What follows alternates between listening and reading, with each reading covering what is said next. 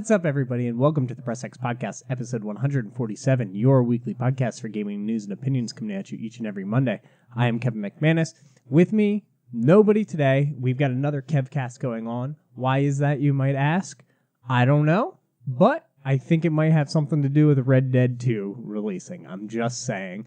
On the episode today, we're going to be talking a lot about news. There's quite a bit of news to get through, and I'm going to give my impressions of Red Dead, and I kind of almost want to re-review Mega Man 11.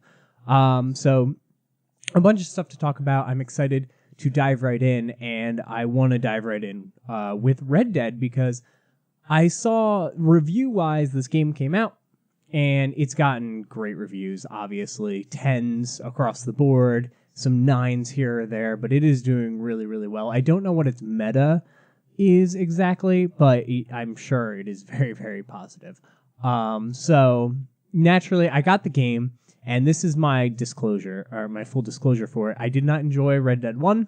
I thought Red Dead 1 was pretty boring, pretty stale. I don't like Rockstar games very much. I understand the writing and the tech is kind of the impressive part of Rockstar as a studio, but I've never really enjoyed the actual gameplay or typically the settings and things that they take place in, minus Vice City. But even then, I didn't play through the story of Vice City. I just play far enough to unlock most of the map and then screw around like most people did. Use cheat codes, things like that.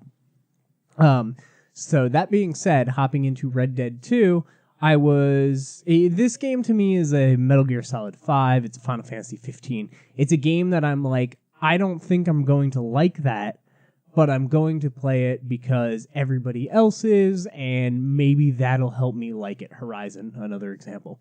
Maybe that'll help me like it, talking about it with people, things like that. And so far, I'm not feeling it.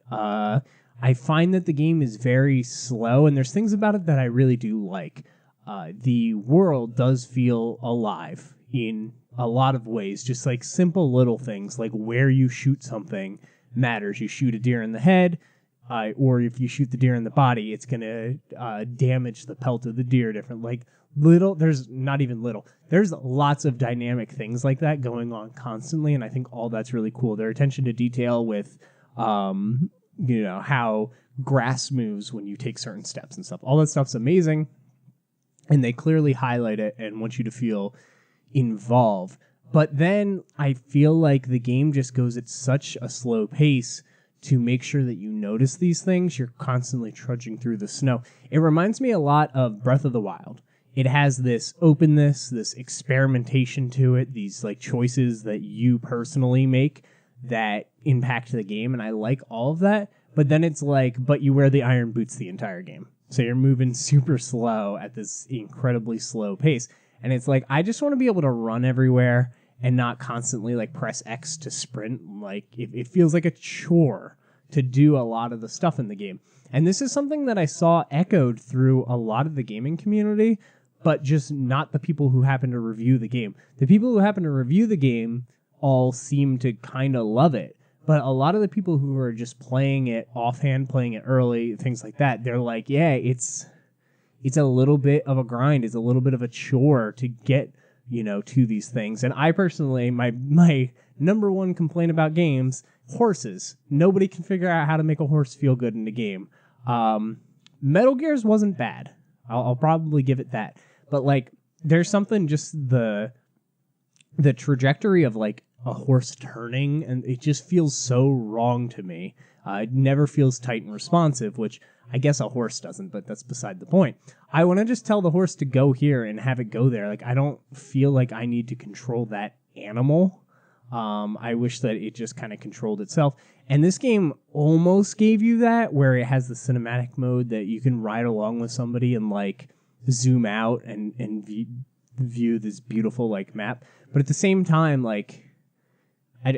you could just take me to the next mission area. I don't need to do the walk on the horse adventure. All that stuff really, really bores me. Final Fantasy 15 did the same thing where you're in the car, and the first couple times it's kind of cool because you're buddying around with your pals and listening to the music and stuff.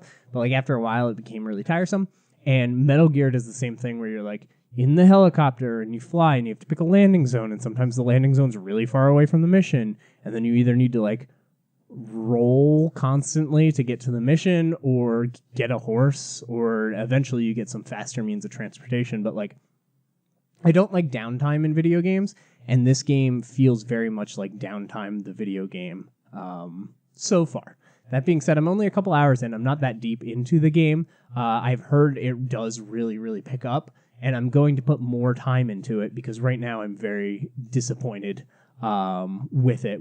But I'm not disappointed in that, man, I had expectations like I was going to love it, and I'm disappointed I don't love it. I'm disappointed in the way that, like, yeah, I didn't really think I'd like it, and I don't really like it. So, you can take my opinion of the game so far with a grain of salt, because I don't like open worlds. I didn't like the first Red Dead. I'm not a big Rockstar guy.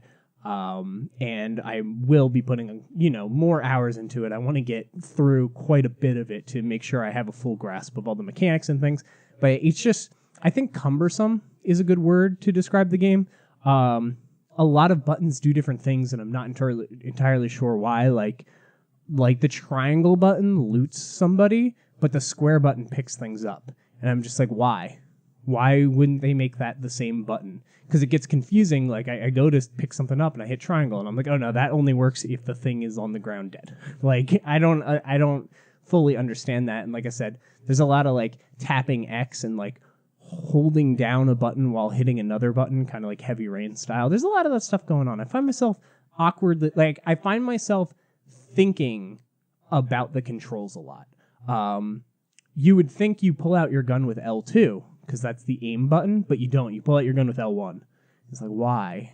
Why isn't L2 the pull out your gun button? Like, it's just stuff like that. I have a lot of questions in that department, and I have noticed that there's people online who are like, hey, change the sensitivity to this, change the auto-targeting to this, and you can kind of smooth out some of those areas, and I haven't gotten to experiment with that. And then also you can actually remove the entire HUD from the game and like play it, put your pause menu and your HUD on your phone with the app, and I think that's really cool and interesting. But like, other than that, yeah, I'm just not in love with this game. I will give it some compliments though. Obviously I talked about the writing being good, but like the voice acting and the delivery and the characters all feel like real people. It feels like a real world. Like I said before, their physics and their attention to detail and animations and things are very impressive. They do the thing in open world games that I hate, where like you almost get to an area and it triggers the cutscene and your character's not exactly where you were, and I'm like, I hate stuff like that. Like, I think God of War did it perfectly, where it was just all done in real time, one camera take all the way through. Like, that was so beautiful and so well done, and I kind of wish that Red Dead did that. But like I said, the gunplay and it's a little weird. I don't know. Everything just feels a little bit off to me. I struggle with the controls. Like, I switched them around now, but like crouching was L, like clicking the stick, and I kept trying to run and then I'd crouch, and like to stick to a wall you have to hit R1. I don't know. It probably sounds like I'm being nitpicky. Like I said, my opinion on this game, not that big of a deal. Nick and Kellen both sound like they're enjoying it significantly more than I am. And I'm sure that they will talk about it at some point on the show. But like I said, me personally, not doing it for me. I hope the online does, though. I'm excited for the online whenever that launches. And like I said, it's not like I hate it. I'm not giving up on it. I'm just like, when does it become fun? That's what I'm waiting for. And not that games have to be fun, because I don't think The Last of Us is fun, but I think that The Last of Us has set pieces so often that you're at least invested. This game, I feel like they're so stretched out that I'm like, I could remove all of this downtime of like the horse trotting for like 2 minutes and replace that with anything else, and I'd be much happier. So anyway, that's my opinion on Red Dead. Some other games that I want to talk about really quick. I finished Shadow of the Tomb Raider. I did not realize I was 2 missions away from finishing the game when I put it down to pick up some other stuff, and I feel a little bit ashamed for that, because like, I don't know, it was kind of an abrupt ending to me. Like, it built up sort of, and then it was like finale over, and I was like, oh, okay, that was really quick. Like, I thought that there was going to be more going on, and there wasn't. It was just like, and this thing happens, and now it's over. And I was like, oh, okay, I guess so. That game did have some really good set pieces towards the end, Uncharted style, much better than some in like Rise and the original Tomb Raider that they did. But overall, I think this was a weaker entry in the game. I don't know how it compares to Tomb Raider 2013, I believe, because it's been so long since I had played that particular game. But I definitely like Rise better. There's just something automated, and Red Dead has this too. There's something automated about some of the character animations and the interactions. Really bad in in Shadow of the Tomb Raider, where it feels like an annualized video game, and that is not how I want to feel about it. When I'm playing a game, I either want to be like, this is a video game, and that's where like the Mega Mans or the Spyros or whatever come in. I'm like, this is very much a video game. Or I want to be invested, and I'm like, this is an experience. And that's like the PTs and the journeys and things like that. I'm like, this is an experience. Anything in the middle, I typically don't jive with. And that's why I don't like a lot of third-party games, is because a lot of those sit in that middle area, and a lot of people love that middle area. Obviously, they're always the best-selling games. But yeah, there's something off about Shadow of the Tomb Raider. That being said, I still think it was very good, but just Rise was so much better. The way that they handled side quests, they weren't just like a list in your menu where you talk to this person, now go to, like, they didn't feel like busy work, I guess. They felt like more meaningful things, and the world that you explored in Rise was just more interesting to me than the world that you explored in Shadow. There was a couple cool character moments. The characters are better in Shadow of the Tomb Raider, and there's a couple areas that you visit that I think are overall cooler than areas in Rise, but they're few and far between. Also, I've been playing The World Ends With You on Switch, and I've got to say, this one is a very unpopular opinion. I completely disagree with all the critics of this game. People complain about the TV mode, saying that the handheld mode's the only way to play the game, and it's a little awkward because the Joy-Cons don't do anything in handheld mode. So you take the Joy-Cons out and you just play it basically like a tablet with just touch controls, which is fine, and that obviously works. But like, I don't like that. I prefer to play on the TV with the motion controls, and I haven't seen a single review or person say that. So I am very much in the minority here, but like, it just works better to me because you can control your character with an analog stick. They give you a button that's a dedicated dodge button, and then your moves are just like flicks of the wrist, almost like a wand or something like that. I thought that worked really well. Now, maybe late in the game, it becomes overwhelming because you do have so many moves and you're doing the wrong thing, and maybe you're getting game overs and stuff when you don't want to. And I told Nick when I was on the show with him a few weeks ago that, like, this is the game that I wouldn't mind turning down to easy just to experience it. Like, that doesn't bother me. The challenge isn't this game to me. It's the world and the characters and stuff that I care about here. So maybe that's it. But, like, I enjoy playing on the TV. It's beautiful. It sounds amazing. Like, I think it's a better experience. So, I don't know. It does remind me of the Wii a little bit, but that's not bad. That's not a bad thing. So, The World Ends With You, I give it a thumbs up. I really am enjoying it. But a lot of other people very against it. They're like, it's half good. It's only good portable. And I'm like, I don't necessarily agree. I think it's good portable, and I think it's also good on the TV. And then finally, I want to talk about Mega Man 11 again, because I think I was unfair to this game. I was like, yeah, it's a Mega Man game. Yeah, it does some stuff that I like, and it's got this new double gear system and all this stuff. And I was like, but overall, it's like a mid to low mid ranked Mega Man game. Well, I beat it, and I went through it again on its harder difficulty, and I beat that, and I was like, I'm feeling this game now. Like, I got kind of the flow and the vibe of what they're doing, how the special weapons work, the trajectory of like certain attacks at you, and it's like, oh, if I use this special weapon at this point, it'll completely negate that, and I can just keep running and be fine.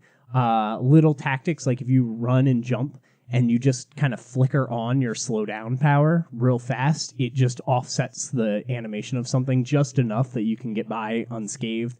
They put a lot of time into the speed running of this game, which I really, really appreciate. And as I'm going through it on my third playthrough now, I'm trying to get the trophy for beating it in under an hour. I think I'm going to end up beating it in like an hour 10, hour 15, but I'll beat it again and I'll do it. I'm really liking it. It is. I don't want to definitively rank it. I don't want to say, oh, it's moved up like 2 spaces or whatever. But I definitely think it's moved up, and I said it was pretty good, and then I came back and said it was probably very good. I'm starting to think it's great. It's a really good game. It's no Shovel Knight. It's not that good, but it is very good. And it's definitely much better than I give it credit for. My big complaints still stand with the music is uninspired and not catchy. The menu music is all very good and fine. And like Blockman's is okay and Bounce Man's okay. But other than that, I think the music's kind of meh. And some of the animations in the game are they're like stiff, I guess is the best way to put it. They look a little animatronic. Mega Man in particular doesn't like have any sort of bounce to his walk cycle. That's a little bit strange. So there's stuff that I would fix, but I actually think this is a pretty good foundation for Mega Man 12. And I'm way more happy with this game this week than I was a few weeks ago. I think I just wasn't in the right headspace to play Mega Man. I don't think I was ready or just in the mindset that I wanted this Mega Man. Like, I got that game, I was off from work, and I didn't even play it until that night. Like, I waited to play the game, which is very uncharacteristic of me as somebody who loves Mega Man. So, anyway, I just wanted to come back to it because I do very much like that game, and I feel like I didn't give it a fair shake. Mega Man 11's great. It really is. That being said, I want to move into the news a little bit. There's a bunch of stuff. There's a bunch of stuff here. And I'm going to start with the least important news because Nick, while not on the show, still wanted to put his little hands on the show and make me talk about this Jump Force game. So as you guys may or may not know, Jump Force is it's a fighting game, but it's like that behind the shoulder fighting game. I don't really know what the name for those are. If somebody knows, please tell me because I never know how to describe it. But like a Final Fantasy Dissidia or a lot of the Dragon Ball Budokai games are like that as well, where the camera kind of tracks behind the character and you're in this like 3D space fighting. Anyway, it's got a bunch of anime characters and heroes and stuff in the game, all fighting each other, from your Gokus to your Yu-Gi-Oh! And Light and it's people from One Piece. I don't know. But anyway, he made me put that the release date is coming, and it is February 15th, so probably closer than a lot of people thought. Also, February is disgusting. There's way too many games. We're going to talk about a game that jumped in a little bit. And we have Ryu from City Hunter, which is a show no one has ever heard of, talked about, or watched. And we have Kensuru from Fist of the North Star, which I have heard of. So I think that's real.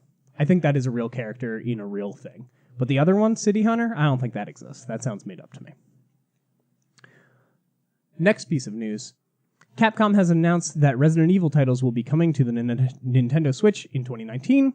They are Resident Evil 0, and Resident Evil 4, I assume Resident Evil being the remake that we got on PlayStation 4 and such.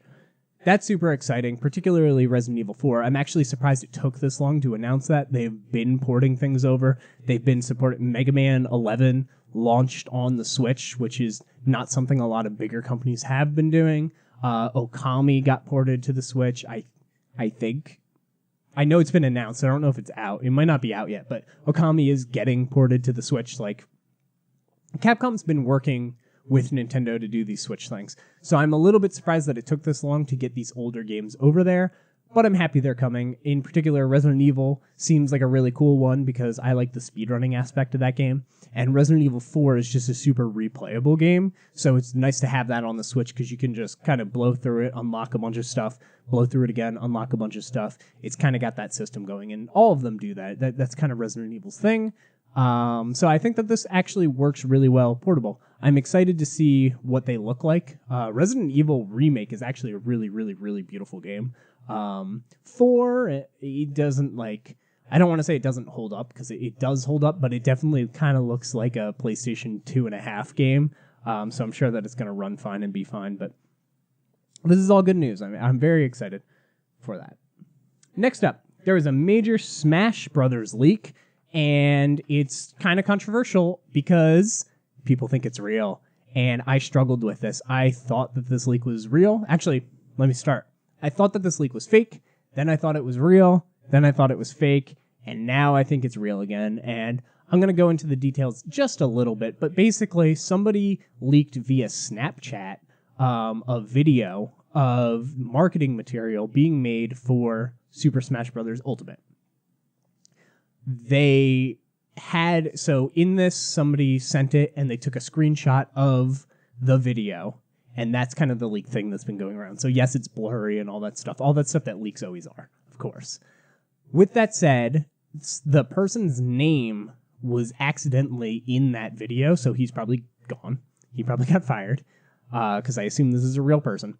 And people looked up that name and found him online and found out where he works and found out that that company that he works for is actually working to make marketing material.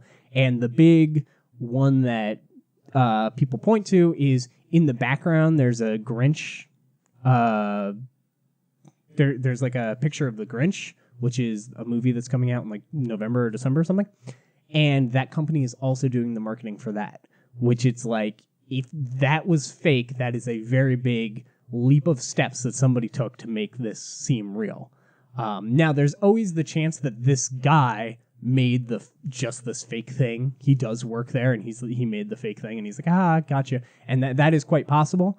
But I'm starting to think that it is actually real with like an asterisk. So the leak involved having some characters. It had Isaac from Golden Sun as a character, which is cool. I could see him being like an Echo Fighter. I don't know much about that series, but that's just a guess. There's so many Fire Emblem Sword spiky hair characters. Just make him an Echo Fighter for somebody, please. Get him off the main roster. There's Gino, which is like the most requested character ever. But the big one that everybody's talking about, there's a couple other ones, like the Chorus Kids. But like Banjo-Kazooie was in there. And that is so, I don't want to say unlikely, because I actually think it is pretty likely. But for those who don't know, Banjo-Kazooie was owned by Rare, which, worked with Nintendo doing Donkey Kong, all that stuff. And Microsoft purchased them. And the rights for all their games got really muddled. So even like King K. Rool was a little bit muddled.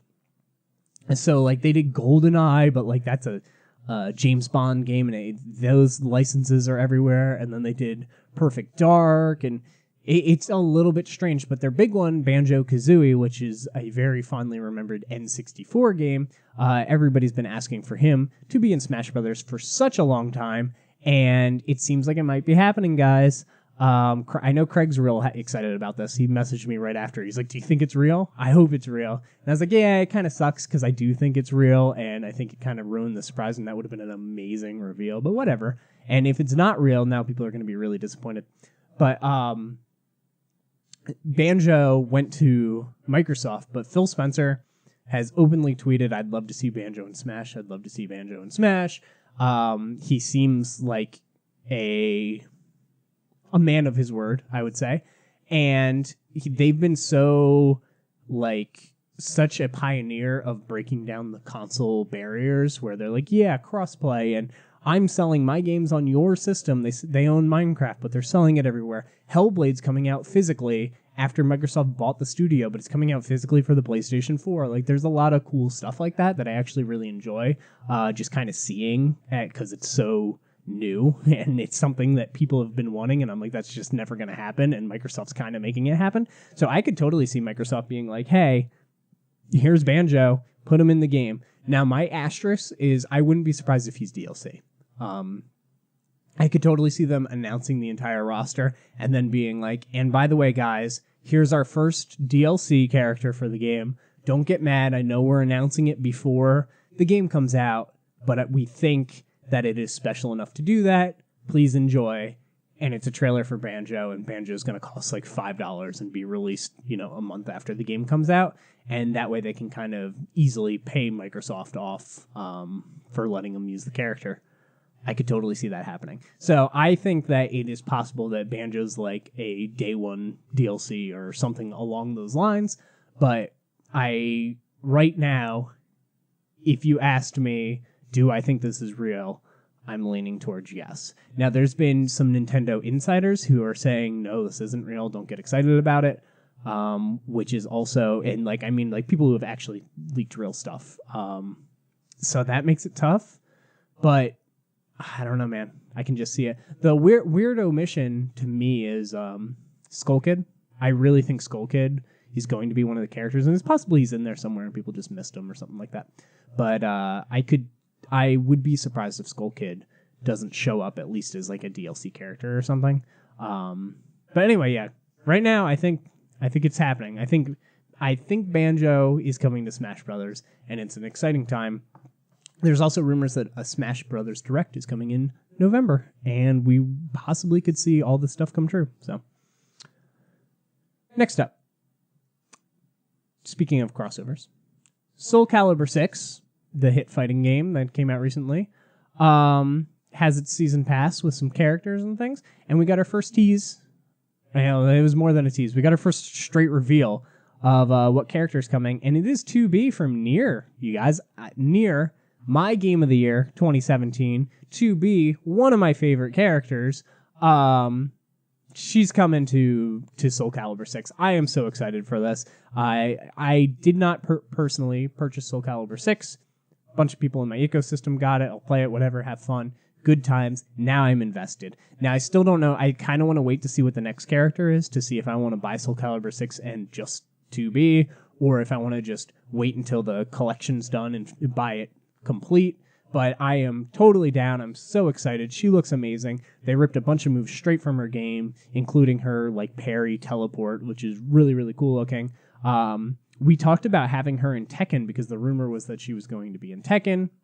That didn't really end up happening. Then there was a rumor that she was coming to Blaze Blue cross tag battle, and that didn't really happen. And then, yeah, she pops up in Soul Calibur, which I believe Nick talked about months ago. He's like, it makes so much more sense for her to be in Soul Calibur. And I'm like, yeah, but they'll put her in Tekken because Noctis is in there and he has weapons, and it makes sense. Like they're doing some weapon stuff in Tekken now. It makes sense to have her in there. Soul Calibur makes way more sense, but I was like, yeah, it's going to be Tekken. Totally wrong. Here we are. It's Soul Calibur, and I'm totally down. Also comes with a stage and some background music, things like that. New costume. Thumbs up. Very excited. I was a very happy boy when this got announced. Next up. Days Gone has been delayed until April 26th.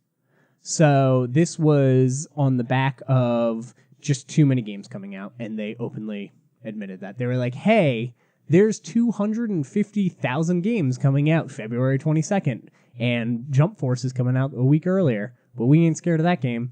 So we have Crackdown, which I think is going to move as well. We had like Metro and Anthem and Devil May Cry, and all the stuff is coming out in Shadows Die Twice. All this stuff is coming out in like a 1 month span. It is an insane 1 month. Kingdom Hearts is in there. Kingdom Hearts 3 is in there. Resident Evil Remake. Like all that stuff is coming out right on top of each other. And this Days Gone is going to lose in that battle. They basically were like, hey, we're going to lose in this battle. We're going to polish the game up. We're going to push it a couple months. Totally awesome. Totally good. That leaves a question, though, and that question is, where's The Last of Us 2? Because they're not going to... A lot of people thought it was coming in June. I personally didn't. But April, May, June, that's way too close to put out two games that, and I know they're not super similar, but they are, to somebody just looking at 30 seconds of one and then looking at 30 seconds of another, they could be like, those games are very, very, very similar. One's way more RPG system based, one's more linear story based, but the environments look the same. A lot of the characters, they have that realistic look to them, et cetera, et cetera. So with that said, I think maybe The Last of Us is at earliest September in the Spider-Man slot where Spider-Man came out. Even then, October, they could put it out in November, but they don't seem to like to do that. I think The Last of Us might be a February 2020 game.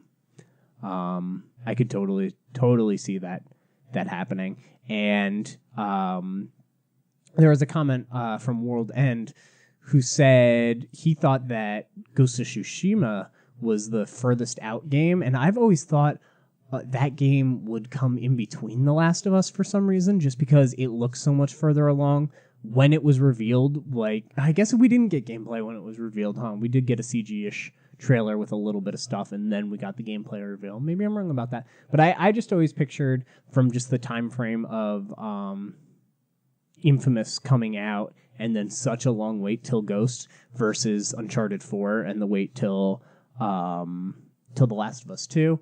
I just always personally thought that Ghost would be further along, and maybe we would see Ghost in that September, October, November slot, and The Last of Us in the February, March slot. That's kind of where I would put it right now, and I think Death Stranding's the furthest out.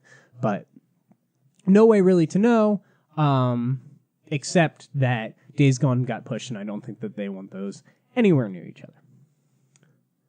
Next up. Something that happened a really long time ago, and I just don't think we've ever brought it up. Name changes are coming to PlayStation 4. However, they won't work on all games. It's going to cost $10. It'll cost $5 if you're a PlayStation Plus member. All the stuff they're doing, like a beta for it, so people can, test the waters. They say that you can switch your name back because it's going to break a lot of stuff. They didn't. This is the compromise that they had to make. I believe it was April 2018. Games that came out after that will be supported with the name changes. And then all the first-party games, I'm sure, will be supported with the name changes. And then massive online games, so I imagine Call of Duties and things like that will be supported. But this is going to break leaderboards. This is going to break so many things doing this. And basically, it seems like you're just going to have two names. One name, which is your real name, which is kind of the one you started with. And then from now forward, games are going to have a system where it kind of pings your name and it's did you change it? Yeah. Okay, we'll change it for this game. And that's kind of how it seems like it's going to work. I don't know what it's going to do to Vita and PlayStation 3 and stuff. I guess is all just going to be your old name. That's the vibe I get from it. We'll have to see. Very interesting, very sloppy circumstance, but like I said, we'll see what happens. Next up, Alan Wake is available digital again. So this was something I made a big deal about, and I actually went and bought Alan Wake because they removed it from Steam, they removed it from the Xbox store, I believe, all this stuff, because there was a licensing problem with the game. There's some music, a band, heavily tied to this game, and apparently they didn't keep the rights or renew the rights to this, and then they were just hey, that game's gone from the digital space, it's just gone forever. Which is always a scary thing as somebody who collects games. And so I went and I bought the game physically because I was I want this game, and I went and played it, and I didn't love it. I thought it was fine. I thought it was a little slow. But anyway, Microsoft, good guys Microsoft, like I said, trying to win over the will of the people, have worked to renegotiate the rights of the licensed music, and the game can be sold again. And it came back up, and it's on sale. So you guys can go pick up Alan Wake. So that's really cool. And then the big news, let's talk about it. My news story that I've been waiting for, and it'll almost be obsolete by the time that this goes live, but that is that Medieval is getting a trailer on Halloween, early in the morning. I'm so excited. Medieval is a game that I've been talking about for a very long time. It is a remake of the PlayStation 1 game. So it was pitched as a remaster, and I thought it might be similar to like Parappa or Loco Roco or Patapon when they remade those games. They just kind of 4K'd them, and they made them look really pretty. This game, they said, is a remake. More Shadow of the Colossus, Crash Bandicoot, Spyro, less like Jak and Daxter collection. They took kind of the framework and the spirit and the idea of the first game, and they're, remaking it with modern whatever. I always pictured a reboot, not a remake, of Medieval as a Bloodborne style game, so like a Souls game that's maybe a little bit less punishing. So instead of cranking it up to 10, like let's put it on 7. Not super, super, super hard, but making it a comedy, making it a funny Souls game where you're running into crazy characters and the quests they send you on are ridiculous. There's funny dialogue. Some of the villains are doing like, their attacks are like silly and whatever. That's what I always pictured Medieval as in a modern sense, and I'm very excited and interested to know what this is going to be. No promises. Maybe I'll do a reaction to the trailer. That might be fun. But I'm super excited for this. He came out, he said, Sean Layton on their PlayStation podcast came out.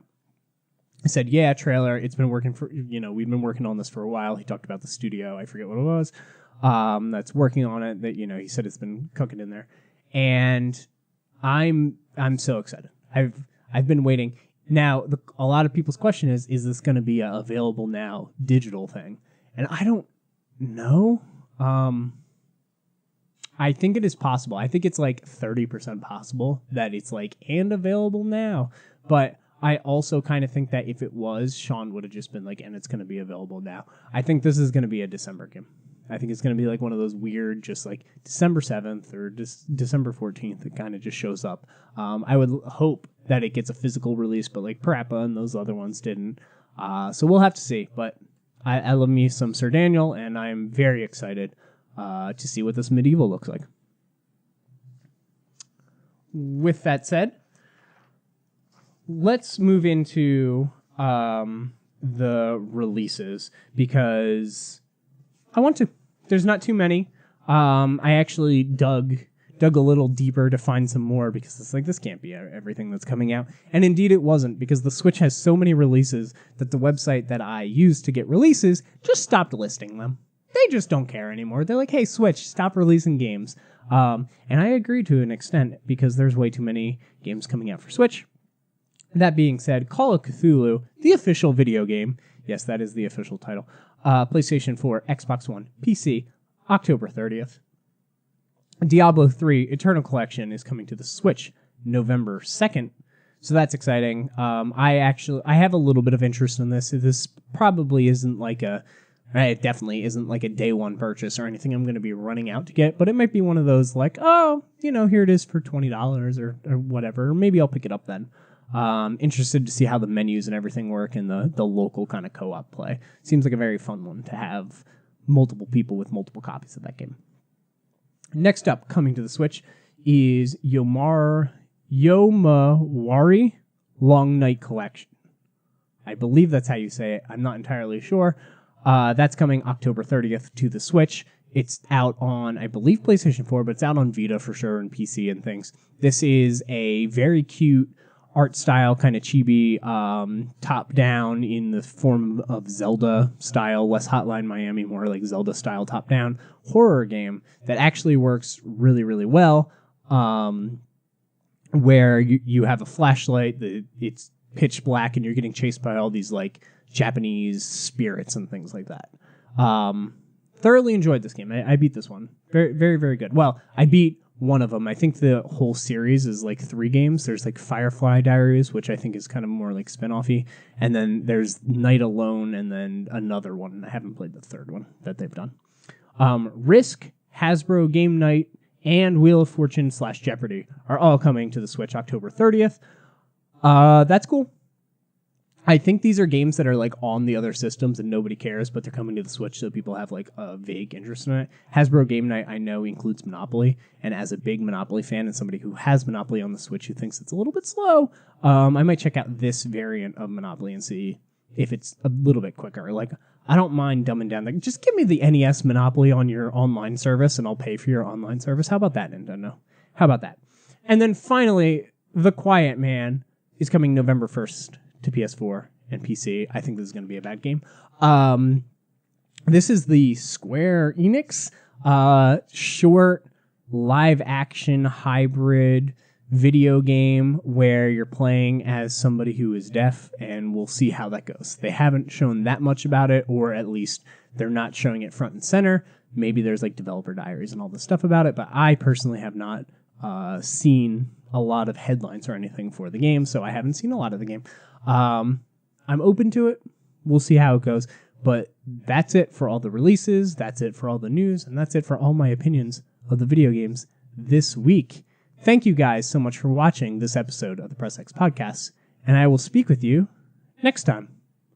Isn't that right, Spyro? Spyro says yes.